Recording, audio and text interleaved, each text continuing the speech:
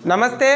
आज की इस क्लास में पढ़ेंगे कक्षा 10 विज्ञान का अध्याय 11 विद्युत इलेक्ट्रिसिटी। बोर्ड एग्जाम की दृष्टि से महत्वपूर्ण है, 7 अंक आने वाला है। आज की ये क्लास आपके लिए महत्वपूर्ण होने वाली है।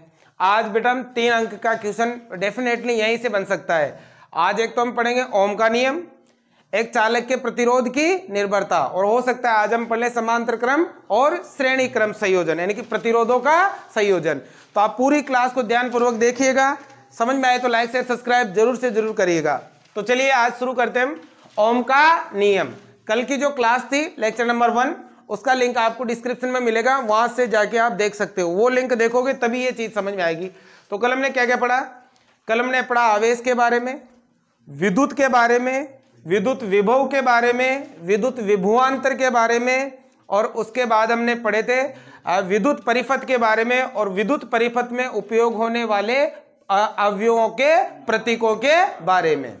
आज हम पढ़ने जा रहे हैं ओम का नियम। तो देखो ये ओम का नियम क्या है, इसी पर पूरी विद्युत इलेक्ट्रिसिटी टिकी है, ओम के नियम पर ही। तो आप इसको अच्छी तरह से समझने का प्रयास करें। देखो वर्ष 1827 ईस्वी में 1827 ईस्वी में एक वैज्ञानिक थे, उनका नाम था साइमन जॉर्ज ओम।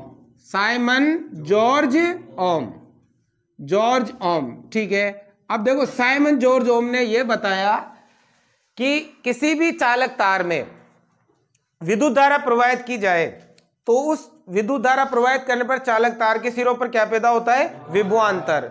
वो विभवांतर उस धारा के समानुपाती होता है। विभवांतर उस धारा के क्या होता है? समानुपाती। जबकि चालक तार की भौतिक अवस्थाएं जैसे लंबाई, क्षेत्रफल, ताप, ये क्या रहे? स्थिर रहे, इनमें कोई बदलाव नहीं हो, उसे हम क्या कहते हैं? ओम का नियम कहते हैं। अब ध्यान से सुनो, सन 1827 ईस्वी में साइमन जॉर्ज ओम ने बताया कि एक चालक तार लीजिए। ये चालक तार ले लिया हमने। चालक तार जानते हो, एल्यूमिनियम का है ना, चांदी का, कॉपर का, किसी का भी हो सकता है। ये एक चालक तार लिया। इस चालक तार में क्या प्रवाहित करो? विद्युत धारा। विद्युत धारा को कैसे लिखते हैं? आई से। तो इस चालक तार के सिरों पर क्या पैदा होगा? विभवांतर। विभवांतर मतलब V। तो ये जो विभवांतर है ये इस धारा के क्या होगा? समानुपाती। विभवांतर धारा के क्या होगा? ये विभवांतर समानुपाती होगा किसके? धारा के, ठीक है। V समानुपाती क्या होगा? I। जबकि इस चालक तार की भौतिक अवस्थाएं, भौतिक अवस्थाएं, अब भौतिक अवस्थाएं जैसे लंबाई, लंबाई, क्षेत्रफल, क्षेत्रफल और ताप, ये स्थिर रहे। ये स्थिर है, इनमें कोई परिवर्तन नहीं। लंबाई नहीं बढ़नी चाहिए, मोटाई, क्षेत्रफल मतलब मोटाई नहीं बढ़नी चाहिए, और इसका ताप नहीं बढ़ना चाहिए। तो जो धारा होगी या विभवांतर होगा वो धारा की क्या होगा? समानुपाती। और समानुपाती का मतलब जानते ही हो, अगर धारा बढ़ेगी तो विभवांतर भी बढ़ेगा, और अगर धारा घटेगी तो विभवांतर भी घटेगा। बताया ना मैंने आपको। 2 शब्द आएंगे, एक तो आएगा समानुपाती और एक आएगा व्यतिक्रमानुपाती। व्यतिक्रमानुपाती।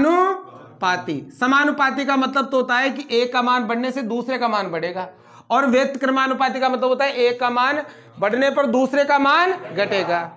जैसे मान लीजिए कोई व्यक्ति 1 घंटे में 3 किलोमीटर चलता है, 3 किलोमीटर। तो बताओ 2 घंटे में कितना चलेगा? 6 किलोमीटर। 2 घंटे में कितना? 6 किलोमीटर। तो देखो आया समय बढ़ा तो दूरी भी बढ़ी। समझ में आ रही है बात? तो इस तरह से समानुपाती होता है। और व्यतिक्रमानुपाती इसका उल्टा होता है, अगर समय बढ़ेगा तो दूरी घटेगी, ठीक है। अब बात समझ में आ गई। तो ओम देखो सन 1827 ईस्वी में साइमन जॉर्ज ओम ने बताया कि किसी चालक तार में विद्युत धारा I प्रवाहित करने पर उसके सिरों पर क्या पैदा होगा? विभवांतर। ये विभवांतर धारा के क्या होगा? समानुपाती होगा। मतलब धारा का मान बढ़ाओगे तो विभवांतर भी बढ़ेगा, और विभवांतर का मान बढ़ाओगे तो धारा का मान भी बढ़ेगा। मतलब धारा का मान ही बढ़ाना पड़ेगा, तो और धारा का घटाओगे तो विभवांतर का क्या होगा? घटेगा। जबकि भौतिक चालक तार की भौतिक अवस्थाएं लंबाई, क्षेत्रफल और ताप क्या रहना चाहिए? स्थिर। स्थिर रहना चाहिए, समान रहना चाहिए, इसमें कोई परिवर्तन नहीं होना चाहिए। अब देखो यहां से हम क्या करेंगे? समानुपाती के चिन्ह को हटाएंगे, फॉर्मूले बनाएंगे। यहां से समानुपाती के चिन्ह को हटाने के लिए लगाते हैं नियतांक। क्या लगाते हैं? या लगाते हैं स्थिरांक। क्या लगाते हैं? स्थिरांक। यहां पर जो स्थिरांक लगाने वाले हैं वो लगाएंगे हम R। क्या लगाएंगे? और इस आर को कहते हैं चालक का प्रतिरोध। चालक का प्रतिरोध कहते हैं, चालक का प्रतिरोध कहते हैं। अब चालक का प्रतिरोध क्या है? ऐसी युक्ति जो विद्युत धारा के प्रवाह में रुकावट पैदा करे, विद्युत के प्रवाह में बाधा उत्पन्न करे, उसे हम क्या कहते हैं? प्रतिरोध कहते हैं। चालक का क्या कहते हैं? और हम पीछे सिंबल पढ़े थे कल, प्रतिरोध का सिंबल ये होता है, ठीक है। तो देखो यहाँ V समानुपाती का चिन्ह हटाएगा, क्या लग जाएगा? बराबर, और इसकी जगह क्या लग जाएगा? R। तो बताओ V बराबर क्या होगा? IR। V बराबर क्या होगा? और कल हमने V बराबर क्या पढ़ा था? V बराबर पढ़ा था W/Q। आज हम V बराबर क्या पढ़ रहे हैं? I इंटू, यानी कि जो विभवांतर है वो धारा और प्रतिरोध के गुणनफल के क्या होता है? बराबर होता है। यही ओम का नियम है। और यहीं से आप दो सूत्र और बना सकते हो। किसका बना सकते हो? धारा का। बताओ I का मान निकालना है तो R गुणा किसमें आ जाएगा? तो बताओ I बराबर क्या हो गया? V/R। धारा का, और धारा का एक सूत्र हम पहले भी पढ़ के आए हैं। बताओ क्या पढ़ के आए हैं? I बराबर क्या होता है? Q/T। Q बटा आवेश के प्रवाह की दर को क्या कहते हैं? विद्युत धारा। समझ में आ रही है बात? यहां से हम प्रतिरोध का भी निकाल सकते हैं मान। ये I भाग में तो काय में आ जाएगा? तो बताओ R बराबर क्या हो गया? V/I। तो बताओ बेटा, एक ही सूत्र से हमने दो सूत्र और बना लिए, मतलब कितने सूत्र हो गए यहाँ पर? 3 सूत्र हो गए। मुझे उम्मीद है आपको समझ में आ गया होगा। आ गया ओम का नियम? ध्यान रखना, पिछले साल भी आया ये बोर्ड परीक्षा में, और इस साल भी बनता है, संभावना बनती है, और पूरी इलेक्ट्रिसिटी इसी पे टिकी है। आगे अगर भविष्य में तुम ITI करोगे, पॉलिटेक्निक करोगे, या BTech करोगे इलेक्ट्रिकल ब्रांच में, इलेक्ट्रिकल ट्रेड में, तो सबसे पहले ओम का नियम ही आपको समझना पड़ेगा, ठीक है ना। तो ध्यान से सुने, एक बार फिर बता रहा हूं। सन 1827 ईस्वी में साइमन जॉर्ज ओम ने बताया कि किसी चालक तार में यदि आप विद्युत धारा I प्रवाहित करते हो तो चालक तार के सिरों पर क्या पैदा होता है? ये विभवांतर धारा की क्या होता है? धारा के समानुपाती तब होता है जब चालक तार की भौतिक अवस्थाएं जैसे लंबाई, क्षेत्रफल और ताप क्या रहे? स्थिर रहे। इसमें कोई बदलाव नहीं होना चाहिए। बताओ समानुपाती के चिन्ह को हटाने के लिए हम क्या लगाते हैं? नियतांक या स्थिरांक। या हमने नियतांक क्या लगाया? R, जिसे चालक का क्या कहते हैं? प्रतिरोध। ठीक है, समझ आ गया? अब चालक का जो प्रतिरोध है बेटा R, इसका मात्रक होता है बच्चों ओम। क्या होता है बेटा? ओम। और ओम का चिन्ह कुछ इस तरह का होता है। ये वाला जो सिंबल है किसका है? ओम का। किसका है ये? ओम का। बात समझ में आ रही है? कोई समस्या है क्या? तो भाई चालक का प्रतिरोध क्या होता है? ओम। ठीक है, समझ में आ गया? अब ध्यान से सुनो आगे। अब देखो यहां से आपको 1 ओम की परिभाषा बताते हैं। 1 ओम किसे कहते हैं? अब यहां देखो, ओम किसका मात्रक है? प्रतिरोध का। किसका मात्रक है? प्रतिरोध को कैसे लिखते हैं? R बराबर होता है V/I। V क्या है? विभवांतर, और विभवांतर का मात्रक ओल्ट। तो मैं इसकी जगह 1 ओल्ट लिख सकता हूं। I क्या है? धारा। धारा का मात्रक क्या है? 1 एम्पियर लिख सकता हूं। यहां देखो इसी सूत्र से ये बनेगा 1 ओम की परिभाषा। प्रतिरोध का मात्रक क्या है? ओम। 1 ओम लिख दिया। विभवांतर का मात्रक क्या है? 1 वोल्ट लिख दिया। I धारा का मात्रक क्या है? एम्पियर। 1 एम्पियर लिख दिया। समझ में आया? अब परिभाषा देखो, किसी चालक तार में 1 एम्पियर की विद्युत धारा प्रवाहित की जाए तो उस चालक तार के सिरों पर 1 वोल्ट का विभवांतर पैदा हो जाए तो उस चालक तार का प्रतिरोध कितना है? 1 ओम। कितनी इजी वे में परिभाषा याद कर लोगे आप लोग। आपको रटना नहीं है, रटना मना है। रटोगे तो विज्ञान समझ में नहीं आएगी। यहां देखो, हमें चाहिए 1 ओम की परिभाषा। ओम क्या है? किसका मात्रक है? प्रतिरोध का। तो R प्रतिरोध की जगह लिखा है 1 ओम। V क्या है? विभवांतर। क्या मात्रक होता है? वोल्ट। 1 वोल्ट। I क्या है? धारा। धारा का मात्रक देखो 1 का भाग 1 में दोगे तभी तो 1 आएगा। समझ गए ना? तो बताओ क्या हुआ? देखो परिभाषा यहीं से पता चल रही है। यदि किसी चालक तार में 1 एम्पियर की विद्युत धारा प्रवाहित करे तो चालक तार के सिरों पर कितना विभवांतर पैदा हो तो उसका प्रतिरोध कितना है? 1 ओम। कितना आसान है, कितना इजी है। क्लियर होगी बात? किसी बच्चे को कोई समस्या हो तो मुझे बताओ। नहीं है? ओम का नियम समझ में आ गया आपको? चलो आगे, इंपोर्टेंट है, पिछले साल भी 3 नंबर का है ओम का नियम। किसी को कोई समस्या हो तो मुझे बताए, फॉर्मूले अच्छी तरह से याद रखे। एक और मात्रक पढ़ा है हमने, प्रतिरोध का मात्रक क्या है? ओम। धारा का मात्रक, विभवांतर का मात्रक वोल्ट, और आवेश का मात्रक कूलाम, जो हमने कल पढ़ा है। ये बहुत ही महत्वपूर्ण है, क्योंकि महत्वपूर्ण इसलिए बन रहे हैं, आगे देखो यहां पर 1-1 नंबर के 4 क्वेश्चन बन रहे हैं, इसलिए छोटे क्वेश्चनों पर आप विशेष फोकस करें। अब बेटा आगे देखें, 1 ओम की परिभाषा आ गई। अब देखो इसके बाद आता है परिवर्ती प्रतिरोध। परिवर्ती प्रतिरोध, अब बातें मत करो, समझ लो। परिवर्ती प्रतिरोध, अभी तो हमने क्या पढ़ा? प्रतिरोध। क्या पढ़ा रे? जो विद्युत धारा के प्रवाह में बाधा उत्पन्न करता है क्या कहलाता है? और प्रतिरोध का मात्रक ओम। प्रतिरोध का मात्रक। अब परिवर्ती प्रतिरोध, कल इसका सिंबल बनाया था हमने, बताओ कैसा सिंबल था? कुछ इस तरह का सिंबल था, इस तरह का सिंबल था ना। अब देखो ध्यान से सुनो, ये क्या होता है? स्रोत की ओल्टता में बिना कोई परिवर्तन किए विद्युत धारा के मान को कम या अधिक कर दे। स्रोत की ओल्टता में बिना कोई परिवर्तन किए धारा के मान को नियंत्रित करने के लिए उपयोग की जाने वाली युक्ति को क्या कहते हैं? परिवर्ती प्रतिरोध। क्या कहना चाह रहा हूं? वोल्टेज में कोई बदलाव नहीं होगा, 200 वोल्टेज है तो 200 वोल्टेज ही रहेगा, लेकिन धारा के मान को क्या कर लेगा? ये कंट्रोल कर लेगा। क्या कर लेगा? इसे क्या कहेंगे? परिवर्ती प्रतिरोध। और एक होता है बेटा धारा नियंत्रक। धारा नियंत्रक क्या है? काहे से लिखते हैं बताओ? शॉर्ट में RH से, कल पढ़ाया था। और धारा नियंत्रक कुछ इस तरह का होता है, ये वाला सिंबल होता है धारा नियंत्रक का। तो इसका काम होता है किसी विद्युत परिपथ में विद्युत धारा के मान को कम या ज्यादा करने का। विद्युत धारा के मान को कम या क्या करता है? ये ज्यादा करता है। किसी भी विद्युत परिपथ में धारा नियंत्रक, यानी कि इसका काम भी धारा नियंत्रण करना ही है और इसका काम भी धारा नियंत्रण करना ही है, लेकिन ये वोल्टेज में कोई परिवर्तन नहीं होने देता। 230 वोल्ट है तो 230 वोल्ट ही रहेगा, धारा को कंट्रोल कर लेगा ये। जबकि इसमें अगर धारा कम या ज्यादा होगी तो वोल्टेज भी कम या क्या होंगे? ज्यादा होंगे। समझ रहे हो? तो ये विद्युत धारा परिपथ में विद्युत धारा के मान को कम या अधिक करने के काम आता है। ये ऐसे होता है इसके ऊपर। जब आगे जाओगे ना प्रैक्टिकल अगर करोगे आप लोग तो इसको इधर उधर किसका होगा ना, ये ऊपर जो लगा रखा है, तो इससे धारा का मान कम या क्या हो जाएगा? ज्यादा हो जाएगा। तो मुझे उम्मीद है बेटा धारा नियंत्रक समझ में आ गया। अब लास्ट पॉइंट क्या? अब इंपॉर्टेंट पॉइंट है और भी, अभी ओम का नियम पूरा नहीं हुआ है आपके। अब हम ओम के नियम का प्रायोगिक सत्यापन करेंगे भाई, ठीक है ना। अब हम करेंगे ओम के नियम का प्रायोगिक सत्यापन। ओम के नियम का प्रायोगिक सत्यापन। प्रायोगिक सत्यापन मतलब प्रैक्टिकल करेंगे भाई, है ना।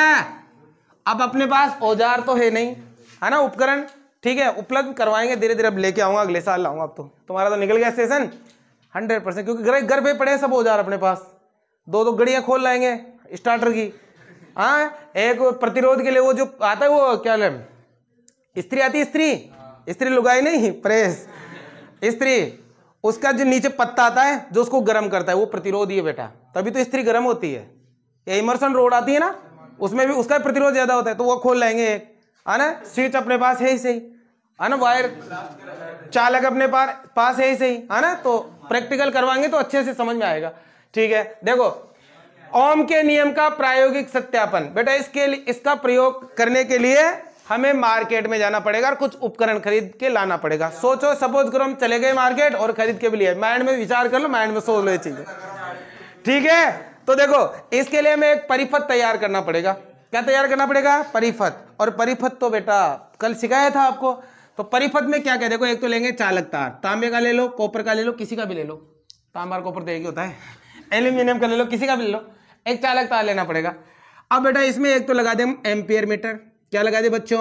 Ampere metre. और मुझे बताओ एम्पियर जो मीटर होता है वो कौन से क्रम में जुड़ता है? श्रेणी क्रम में। मैं साथ के साथ हर चीज क्लियर करते जा रहा हूं आपको। एक इसको जोड़ देंगे बैटरी से, बैटरी तो लगानी पड़ेगी ना, अगर बैटरी नहीं है तो विद्युत धारा से जोड़ देंगे, है ना, विद्युत धारा। तो यहां बैटरी दिखाते हैं, बैटरी में एक तरफ प्लस और एक तरफ क्या होता है? माइनस, ठीक है।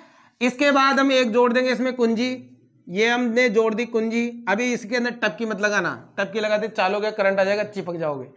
एक जोड़ दी कुंजी, जोड़ दी, और एक जोड़ देंगे धारा नियंत्रक। क्या जोड़ देंगे बेटा? धारा नियंत्रक, ठीक है बेटा। इसके अलावा एक हम प्रतिरोध ले लेंगे एक, ठीक है, एक मोटा चालक ले लेंगे या प्रतिरोध ले लेंगे। इसको कुछ भी नाम दे देंगे, जैसे मैंने यहां दे दिया CD। क्या नाम दे दिया? CD। और आगे इसको बढ़ाएंगे और यहां लिखा देंगे। साथ ही इसके यहां पर लगाएंगे एक वोल्ट मीटर। क्या लगाएंगे? क्योंकि ओम का नियम है ना बेटा, किस पर निर्भर कर रहा है? धारा और विभवांतर पर। वही तो हमने पढ़ा है कि किसी चालक तार में क्या प्रवाहित की जाए? धारा। तो उसके सिरों पर क्या पैदा होगा, विभवांतर। तो धारा को कौन मापता है, एम्पियर मीटर, और विभवांतर को कौन मापता है, वोल्ट मीटर। तो दोनों तो चाहिए अपने को, ठीक है। अब मुझे बताओ धारा का प्रवाह किधर होता है, प्लस से माइनस, मतलब प्लस से इधर से आएगी और इधर चलेगी, प्लस से माइनस, प्लस से माइनस, ठीक है। ये आई है धारा, ये आई धारा, ठीक है। यहां होगा प्लस और माइनस, ठीक है। बात समझ में आ गई क्या, या उल्टा लगा दी क्या, हाँ सही है, प्लस से माइनस हो गया, प्लस से माइनस की तरफ भी तो चलेगी ना धारा, उल्टी हो जाएगी फिर तो ऐसे, ठीक है। अब ध्यान लगाओ, समझ में आ गई बात। अब बताओ बेटा, बताओ ये तो क्या है, अमीटर, ये क्या है, बैटरी बी लिख दो, ये कुंजी के लिख दो, धारा नियंत्रक RH लिख दो, और ओल्ट मीटर तो है ही सही, ये है ओल्ट मीटर। ये हमने एक परिपथ तैयार कर लिया है, हम सब उपकरण, सब सामान मार्केट से खरीद लाए उपकरण, और ये हमने एक परिपथ तैयार कर लिया है। अब ध्यान से सुनो, ओम के नियम का प्रायोगिक सत्यापन करने के लिए हम एक परिपथ तैयार करते हैं। क्या तैयार करते हैं बेटा, परिपथ। ध्यान से सुनो, परिपथ चित्र में स्पष्ट है कि बैटरी बी, बैटरी अमीटर ए, कुंजी के और धारा नियंत्रक RH को चालक तार CD, ये चालक तार का नाम CD है, चालक तार CD के श्रेणी क्रम में जोड़ा गया है। कौन से क्रम में, तथा वोल्ट मीटर को कौन से क्रम में, समांतर क्रम में जोड़ा गया है। यहां पर अमीटर धारा को मापेगा, वोल्ट मीटर विभवांतर को मापेगा, और धारा नियंत्रक इस परिपथ में धारा के मान को कम या क्या करेगा, ज्यादा करेगा। समझ में आ गई बात। ये लिखना है आपको जो मैं कह रहा हूं, ये सारी चीजें लिखा भी रखी है मैंने। अब हम क्या करेंगे, कुंजी में प्लग लगाएंगे। ये लगा दिया भाई कुंजी में प्लग। अब बताओ, कुंजी में प्लग लगाते करंट आ गया, इसमें करंट दौड़ गया। अब जैसे करंट दौड़ेगा, ये अमीटर और वोल्ट मीटर की सुइयां उठ जाएगी। पहले तो पड़ी थी आडी, अब ऊर्जा मिल गया ना, ऊर्जा मिलता है उठ जाओगी, उठ जाएगी ना। अब जैसे उठेगी, हम एक कागज और पेन लेंगे, कागज और पेन ले लेंगे और एक सारणी बना लेंगे। हम क्या बना लेंगे, सारणी। अब एक सारणी बनाता हूं मैं, यहां बना देता हूं। सारणी में हम ये एक तरफ तो नोट कर लेंगे विद्युत धारा, और विद्युत धारा को कैसे लिखते हैं, I से, I का मान, और वो भी काय में, एम्पियर में, क्योंकि एम्पियर ही होता है ना मात्रक, एम्पियर में। और एक तरफ नोट कर लेंगे विभवांतर का मान, विभवांतर को कैसे लिखते हैं, V से, का मान, वो भी काय में, वोल्ट में, काय में, वोल्ट में। अब देखो, मैंने देखा, मैंने क्या, आप सब देख रहे हो, मैं थोड़ी देख रहा हूं, हाँ देखा तो एम्पियर मीटर जो है ना, उसमें कितना एम्पियर बता रहा था, 1 एम्पियर, और वोल्ट मीटर बता रहा था 2 वोल्ट, है ना। मैंने ऊपर लिख दिया तो समझ आना, ये एम्पियर है, वोल्ट है, ठीक है, ठीक है, बताया। अब क्या किया, मैंने धारा नियंत्रक की सहायता से इस परिपथ में धारा का मान बढ़ा दिया। धारा का मान मैंने कितना कर दिया, 2 कर दिया। एम्पियर मीटर में 2 पे ले गए सुई को, तो मैं देखूंगा कि विभवांतर जो है उसमें धारा का मान कितना हो जाएगा, 4। फिर आगे, फिर मैंने RH की सहायता से अमीटर का में धारा का मान बढ़ा दिया, कितना कर दिया, 3। मैं देखूंगा कि वोल्ट मीटर में वोल्टेज कितना आ गया, 6। फिर मैं और बढ़ाऊंगा, ऐसे 4 5 6 बार कर लूंगा। यहां एम्पियर, कितना एम्पियर कर दिया मैंने, 4, तो उधर वोल्ट कितना हो गया, 8। यहां कितना कर दिया मैंने, 5, यहां कितना हो गया, 10। तो देखो, जैसे जैसे मैं धारा का मान बढ़ाते जा रहा हूं, वैसे वैसे किसका मान बढ़ता जा रहा है, विभवांतर का मान बढ़ता जा रहा है। मतलब धारा विभवांतर के क्या है, समानुपाती है, क्या है, और यही तो हमने कहा है। तो ये हो गया ओम के नियम का प्रायोगिक सत्यापन, इति सिद्धम। अब बेटा इसको हम ग्राफ में भी बता सकते हैं, ग्राफ की सहायता से भी हम समझ सकते हैं, तो ग्राफ भी आप इसको बना सकते हो। पहले तो आप क्या करोगे, ये परिपथ तैयार करोगे, फिर इसके बारे में लिखोगे कि एम्पियर मीटर, बैटरी, कुंजी और धारा नियंत्रक को चालक तार CD के कौन से क्रम में जोड़ते हैं ऐसे। अब यहां पर नई बैटरी कौन से क्रम में जुड़ेगी, श्रेणी, कुंजी कौन से क्रम में जुड़ेगी, और धारा नियंत्रक कौन से क्रम में जुड़ेगा, श्रेणी क्रम में। याद रखना, कोई सा भी क्वेश्चन कहीं से पटक सकता है, विज्ञान है ये, ठीक है ना। लेकिन हम कहीं से भी आए, पूरी तरह से तैयार है। अब आगे बढ़ो, इसका हम क्या कर सकते हैं, लिख दोगे पूरा और लिख देना कि एम्पियर मीटर क्या मापेगा, धारा, वोल्ट मीटर क्या मापेगा, वोल्टेज, धारा नियंत्रक क्या करेगा, विद्युत धारा के मान को कम या ज्यादा करेगा। फिर लिखेंगे कुंजी में प्लग लगाएंगे, प्लग लगाता है यमक सुइयां खड़ी हो जाओगी, उसको हम कागज में नोट कर लेंगे। धारा नियंत्रक की सहायता से मान बढ़ाते जाएंगे तो उनको नोट करते जाएंगे। फिर इनका क्या बनाएंगे अपन, ग्राफ बनाएंगे। क्या बनाएंगे बेटा, ग्राफ। ठीक है, ये ग्राफ बनाया। अब ग्राफ में एक तरफ तो ले लेंगे विद्युत धारा का मान, क्या लिख दूं मैं, I, और एक तरफ विभवांतर क्या लिख दूं, V। ये x अक्ष होता है, ये क्या होता है, y अक्ष, है ना। ग्राफ में तो अपन माहिर है ना, ठीक है, गणित पढ़ी रखी है अपन ने। तो बताओ यहाँ मूल बिंदु होता है जिसके निर्देशांक 0, इधर 1 का ले लो पैमाना, x अक्ष पर 1 सेंटीमीटर बराबर 1 एम्पियर, उधर 2 का ले लो, y अक्ष पर 1 सेंटीमीटर बराबर 2 वोल्ट। ठीक है, तो इधर तो कितना, 1 2 3 4 5, 1 का ले रहा हूं, इधर 2 का ले रहा हूं, 2 4 6 8 10 लिख देना पैमाना चाहो तो। इधर तो x अक्ष पर 1 सेंटीमीटर बराबर 1 एम्पियर, उधर y अक्ष पर 1 सेंटीमीटर बराबर 2 का अंतर लिया ना, 2 वोल्ट, या कोई जरूरत नहीं है लिखने की। ठीक है, अब लिखाओ, एक धारा कितनी है, 1 एम्पियर, तो वोल्टेज कितना है, 2। देखो धारा 1 है तो वोल्टेज 2 यहां आएगा, धारा 2 है तो वोल्टेज 4, धारा 3 है तो वोल्टेज 6, धारा 4 है तो वोल्टेज 8, धारा 5 है तो वोल्टेज 10। तो ये बन गई लाइन। देखो जैसे जैसे देखो इधर धारा का मान बढ़ा, ये धारा का मान कितना है तो विभवांतर इतना है, फिर धारा का मान बढ़ा तो देखो विभवांतर भी बढ़ा, फिर धारा का मान बढ़ा तो विभवांतर भी और बढ़ा, फिर धारा का मान बढ़ा तो विभवांतर भी और बढ़ा, फिर धारा का मान बढ़ा तो विभवांतर भी और बढ़ा। जैसे जैसे इधर बढ़ा होता जा रहा है, इधर भी क्या होता जा रहा है, बढ़ा। यानी कि ओम का नियम क्या कह रहा है, V समानुपाती क्या है, I, अर्थात ओम का नियम सत्य है। मुझे बताओ कोई समस्या हो तो। समझ में आ गया, ओम के नियम का प्रायोगिक सत्यापन क्लियर हो गई बेटा। ग्राफ बना दोगे आप, इसका प्रैक्टिकल बना कर लोगे ना, कोई समस्या नहीं है। आगे बढ़ू, चलो भाई, ये हो गया आपके ओम के नियम का प्रायोगिक सत्यापन। पिछले साल ओम का नियम आया था, हो सकता है इस साल आपको ये प्रायोगिक सत्यापन दे दे। ओम के नियम का प्रायोगिक सत्यापन बताइए, या फिर न्यूमेरिकल आ जाए, दीर्घ उत्तरीय प्रश्न आएगा ना तो अथवा में ऑप्शन मिलेगा आपको, अथवा में आएगा क्वेश्चन। तो इस तरह तैयार करो। जैसे अभी ये जो अगला पॉइंट है, चालक के प्रतिरोध की निर्भरता, ये भी बड़ा मोस्ट पॉइंट है। यहीं से ये जो चालक के प्रतिरोध की निर्भरता पढ़ोगे तुम 10th क्लास के लिए नहीं, आगे जब तुम कंपटीशन के एग्जाम दोगे, रेलवे में, किसी और संस्थाओं में, साइंस से संबंधित जहां क्वेश्चन आते हैं, वहां पर बेटा यहां से क्वेश्चन बनता है हमेशा चालक के प्रतिरोध की निर्भरता से। और मैंने पिछली बार आपको बहुत ही प्रैक्टिकल के माध्यम से बताया था चालक के प्रतिरोध की निर्भरता किस किन चीजों पर निर्भर करती है। अब समझते हैं, मुझे उम्मीद है यहां तक कोई समस्या नहीं है आपको, नहीं है ना। ठीक है बेटा, आपको भी समझ में आ रहा हो तो शेयर कर दीजिए क्लास को, और चैनल पर नए हो तो सब्सक्राइब कर लीजिए, और अधिक से अधिक गरीब छात्रों तक पहुंचाइए, इसके लिए शेयर कर दीजिए।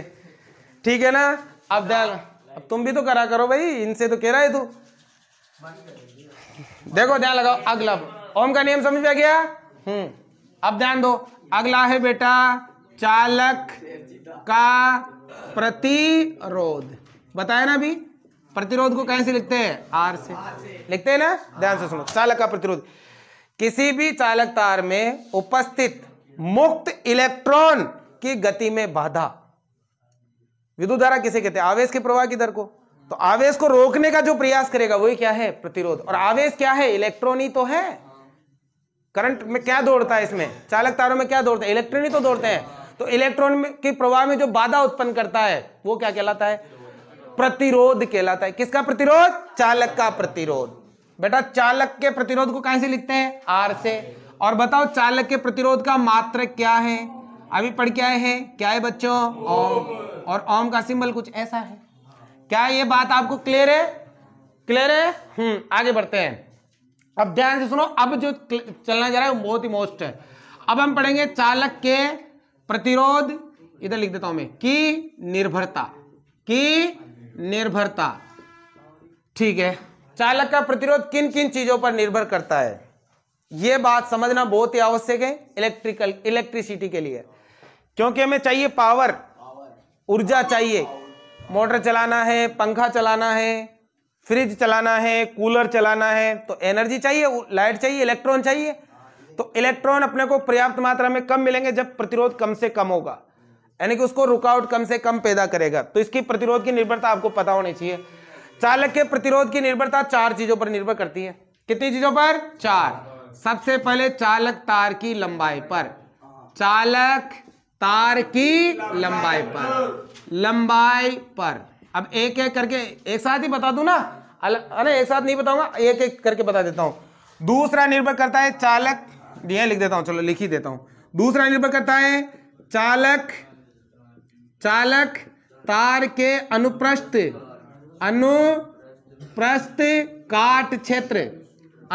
काट क्षेत्र, बेटा बोल मत रे, क्षेत्र या मोटाई पर। और प्यारे बच्चों तीसरा करेगा चालक तार के पदार्थ पर, और चौथा करेगा चालक तार के ताप पर। तो बताओ बेटा चालक का प्रतिरोध कितनी चीजों पर निर्भर करता है? चालक का प्रतिरोध कौन है? चालक का प्रतिरोध कौन है? बताओ चालक का प्रतिरोध कौन है? ओम, यही है ना, जो किस पर निर्भर करता है? चार चीजों पर, चालक तार की लंबाई पर, चालक तार के अनुप्रस्थ काट क्षेत्र या मोटाई पर, चालक तार के पदार्थ पर, और चालक तार के ताप पर। समझ में आ गई बात? अब ध्यान से सुनो, प्रतिरोध जो होता है बेटा चालक तार की लंबाई के समानुपाती होता है। प्रतिरोध बोले तो आर क्या होता है? चालक तार की लंबाई के समानुपाती। लंबाई को लिखते हैं हम एल से। एन की चालक तार की लंबाई अधिक होगी तो प्रतिरोध भी अधिक होगा, चालक तार की लंबाई कम होगी तो प्रतिरोध भी कम होगा। बताया था ना मैंने, जैसे मान लो हमारे खेत में ट्यूबवेल है, अब वहां पर बिजली की व्यवस्था नहीं है, हमारे खेत से कहीं दूर 500 मीटर या 1000 मीटर, 1000 फुट मान लो, 1000 फुट की दूरी पर है। अब हम क्या कर रहे हैं, हमारे ट्यूबवेल को चलाने के लिए वहां से लेके आ रहे हैं, यहां पर है ना लाइट, बिजली, विद्युत, ठीक है, वहां से यहां लेके आएंगे। तो वहां मान लीजिए आ रहा है 300 वोल्टेज, तो वो आप 100 फीट की डोरी लगाओगे, केबल लगाओगे ना, चालक तार लगाओगे, अपन डोरी कहते हैं अपनी आम भाषा में, चालक तार लगाओगे, तो वहां से यहां आने में कम से कम 50 वोल्टेज या 100 वोल्टेज बीच में क्या हो जाएंगे? खत्म हो जाएंगे, क्योंकि 100 फुट की जो केबल है वो चालक तार है, उसका प्रतिरोध क्या है बेटा? ज्यादा। तो प्रतिरोध उस इलेक्ट्रॉनों को बीच में रोक लेंगे और हमारे खेत में कितने वोल्टेज पहुंचेंगे? 200 वोल्टेज। 300 वहां 300 आ रहे थे, यहाँ कितने पूछेंगे? 200। अब जबकि यदि ट्रांसफार्मर हमारे खेत में होता और हमारे को केवल 100 फीट या 50 फीट केबल लगानी पड़ती, तो 300 के 300 वोल्टेज आते, पूरे आते ना। तो दूर से यानी कि चालक तार की लंबाई ज्यादा है तो उसका प्रतिरोध भी क्या है? ज्यादा। और चालक तार की लंबाई कम है तो उसका प्रतिरोध भी क्या है? कम। तो समानुपाती का मतलब क्या होता है? अगर लंबाई बढ़ेगी तो प्रतिरोध भी बढ़ेगा, लंबाई घटेगी तो प्रतिरोध भी घटेगा। बात समझ में आ गई? दूसरा देखो, चालक तार के अनुप्रस्थ काट क्षेत्र या मोटाई पर। तो बेटा इसमें चालक तार का जो प्रतिरोध होता है वो क्षेत्रफल या मोटाई के व्यस्त क्रमानुपाती होता है। क्या होता है? व्यस्त क्रमानुपाती। व्यस्त क्रमानुपाती का मतलब एक का मान बढ़ने से दूसरे का मान घटेगा, एक का मान बढ़ने से दूसरे का मान क्या होगा? घटेगा।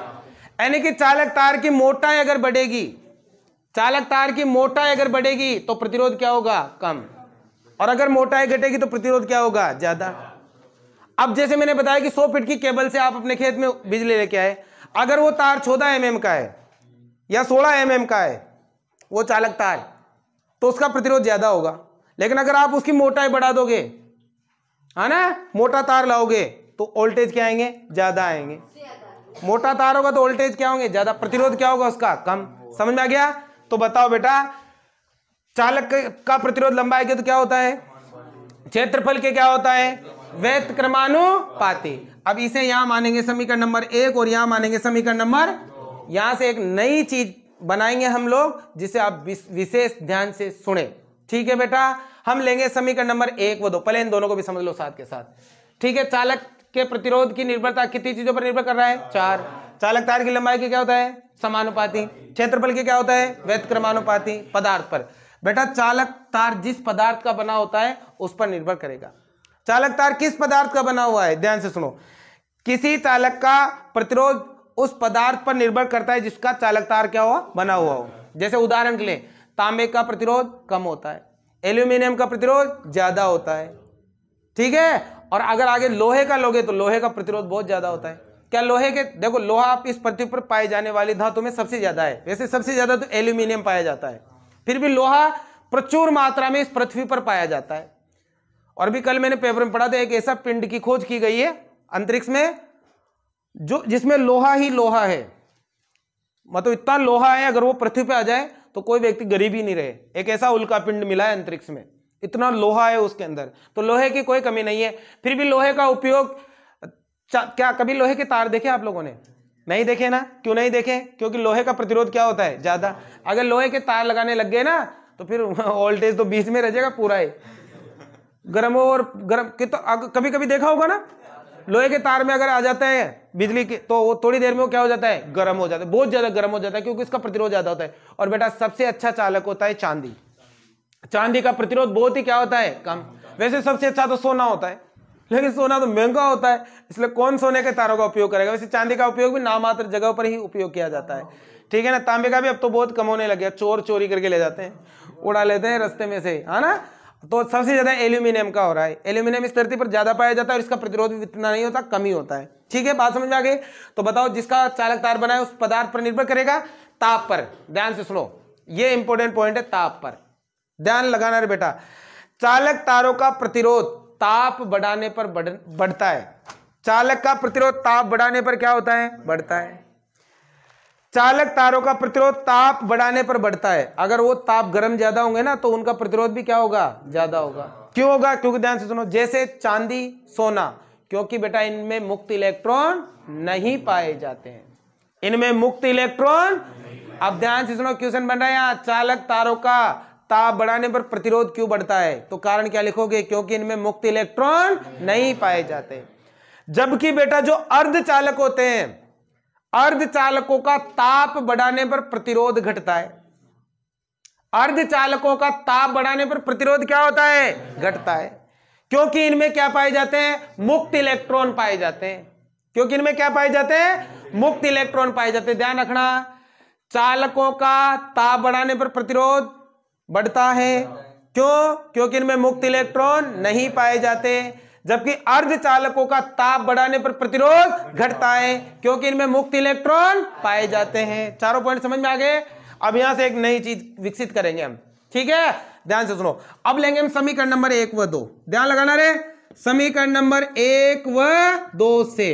अब एक तो क्या है? प्रतिरोध लंबाई की क्या होता है? समानुपाती। प्रतिरोध क्षेत्रफल की क्या होता है? व्यतक्रमानुपाती। यहां देखो, यहां देखो, अब देखो, ये प्रतिरोध समानुपाती होता है किसके? L के, और व्यतक्रमानुपाती होता है किसके? A के। समझ में आ रहा है क्या? आ रहा है ना? तो प्रतिरोध समानुपाती होता है किसके? लंबाई के, और व्यतक्रमानुपाती होता है किसके? क्षेत्रफल के। दोनों को मैंने एक साथ लिख दिया यहां पे। समझ में आ गया? तो ये हो गया, क्योंकि देखो ये तो है प्रतिरोध लंबाई के समानुपाती और क्षेत्रफल के क्या होता है? व्यतक्रमानुपाती। दोनों को मैंने एक साथ लिख दिया। अब क्या करेंगे? ध्यान से सुने, अब क्या करेंगे बेटा? यहां से समानुपाती के चिन्ह को हटाएंगे हम। और बताओ समानुपाती के चिन्ह को हटाने के लिए क्या लगाते हैं? नियतांक। क्या लगाते हैं? नियतांक, या क्या कहते हैं? स्थिरांक। और यहां पर जो हम नियतांक या स्थिरांक लगाएंगे, नियतांक वो लगाएंगे हम रो। ये कुछ इस तरह का, ये इसे क्या कहते हैं? रो कहते हैं। अब रो मत, रो कहते हैं इसे, आना। और ये रो क्या है? ये रो है विशिष्ट प्रतिरोध। क्या है रे? विशिष्ट प्रति, या बच्चों इसे कहते हैं प्रतिरोधकता।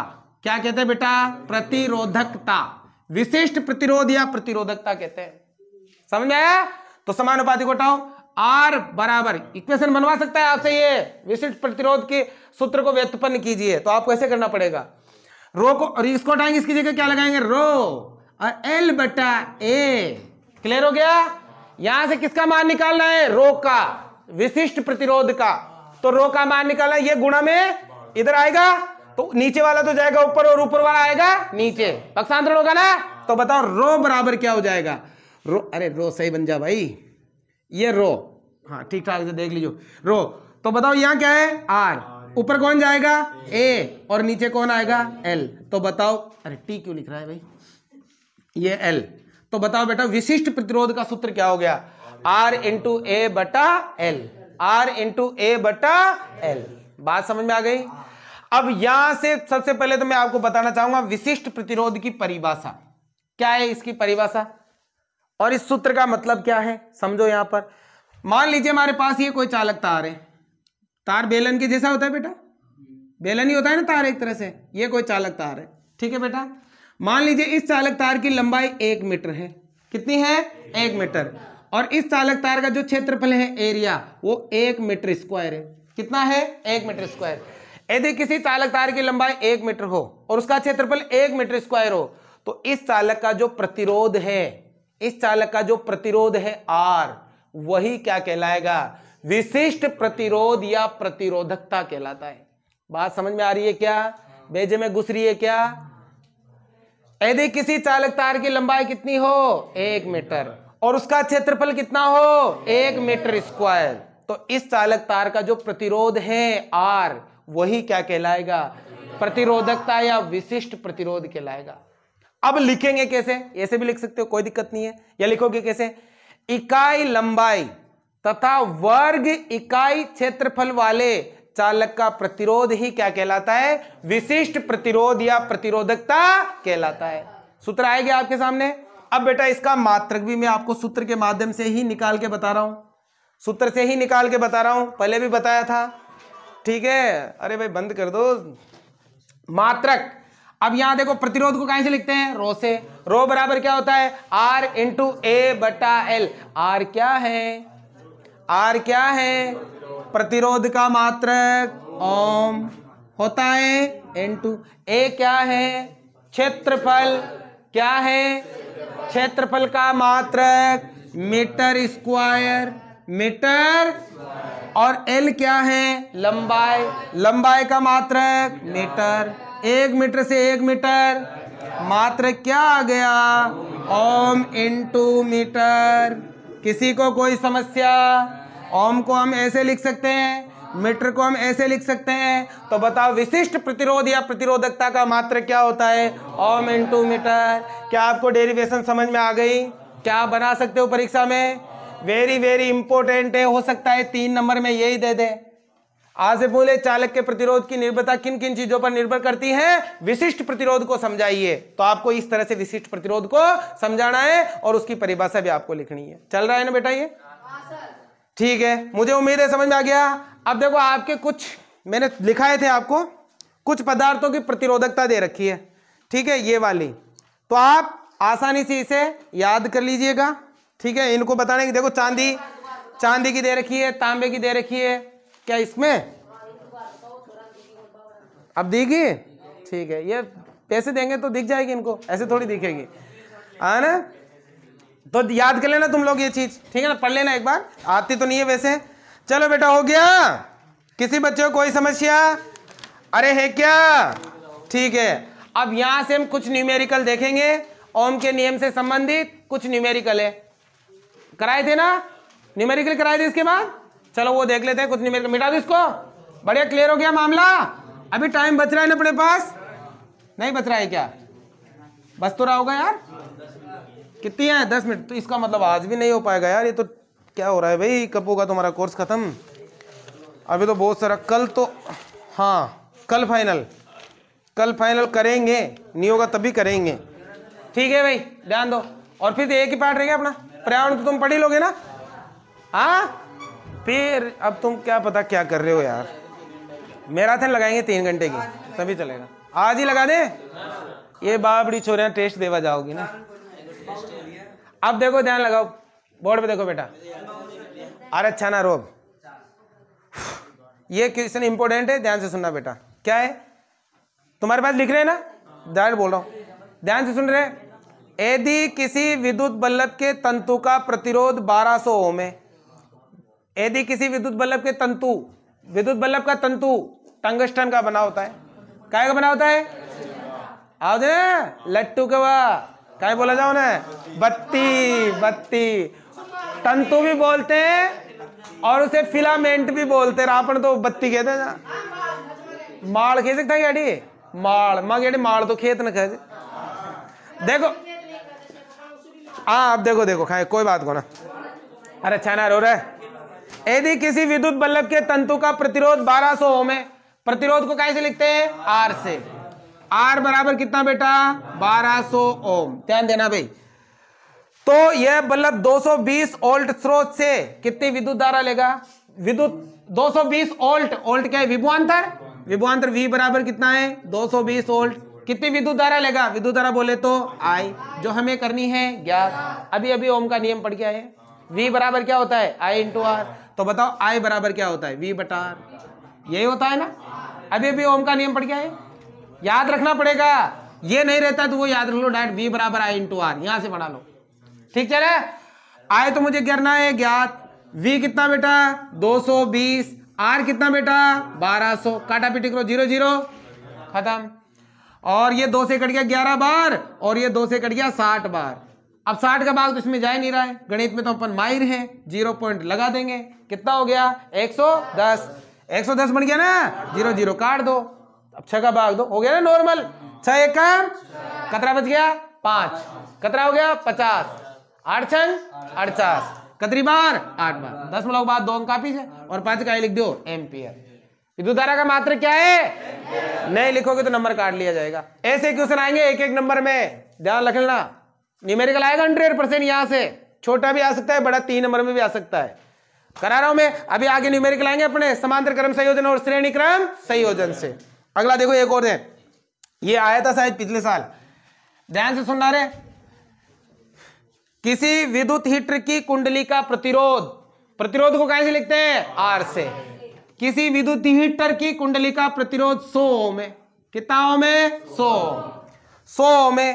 तो यह तो यह विद्युत हीटर 220 वोल्ट स्रोत से कितनी विद्युत धारा लेगी 220 वोल्ट। वोल्ट क्या है विभवांतर, कितना है 220 वोल्ट। अब कितनी विद्युत धारा लेगी मतलब क्या ज्ञात करना है I। ये आपके लिए होमवर्क है, स्वयं करोगे, सेम है, कर लोगे ठीक है।